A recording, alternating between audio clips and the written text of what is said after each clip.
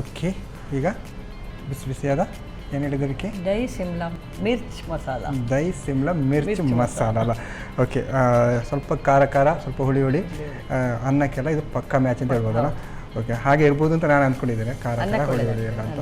Okay, taste ನೋಡೋದಾಗಿದ್ರೆ dahi Shimla ಮಿರ್ಚ್ masala ತಯಾರಿಸುವ ವಿಧಾನ. ಮೊದಲಿಗೆ ಸಣ್ಣಗೆ ಉದ್ದನೆ ಹೆಚ್ಚಿದ ಕ್ಯಾಪ್ಸಿಕಮ್ಗೆ ಹೆಚ್ಚಿದ ಈರುಳ್ಳಿ, ತರಿತರಿಯಾಗಿ ಪುಡಿ ಮಾಡಿದ ಶೇಂಗಾ ಬೀಜ, ಅರಿಶಿನ ಪುಡಿ, ಧನಿಯಾ ಪುಡಿ, ಮೆಣಸಿನ ಪುಡಿ, ತುಪ್ಪ, ರುಚಿಗೆ ತಕ್ಕಷ್ಟು ಉಪ್ಪು ಹಾಕಿ ಚೆನ್ನಾಗಿ ಬೆರೆಸಿಕೊಳ್ಳಿ. ಆ ನಂತರ ಸ್ವಲ್ಪ ತುಪ್ಪ ಬಿಸಿ ಮಾಡಿಕೊಂಡು ಜೀರಿಗೆ, ಹೆಚ್ಚಿದ ಬೆಳ್ಳುಳ್ಳಿ, ಹಸಿಮೆಣಸು ಹಾಕಿ ಒಗ್ಗರಣೆ ಮಾಡಿಕೊಂಡು ಮ್ಯಾರಿನೇಟ್ ಮಾಡಿದ ಮಸಾಲೆ ಹಾಕಿ ಹುರಿಯಿರಿ. ಬಳಿಕ ಬೆಂಕಿ ಹಾರಿಸಿ ಮೊಸರನ್ನು ಮಸಾಲೆಗೆ ಸೇರಿಸಿ ಬೆರೆಸಿಕೊಳ್ಳಿ. ಮೇಲಿನಿಂದ ಕೊತ್ತಂಬರಿ ಸೊಪ್ಪು ಉದುರಿಸಿ ಸರ್ವ್ ಮಾಡಿ. ದಹಿ ಶಿಮ್ಲಾ ಮಿರ್ಚ್ ಮಸಾಲ. ನಮ್ಮ ಟಿವಿ ಕರಾವಳಿ ಕರ್ನಾಟಕದ ನಾಡಿಮಿಡಿತ.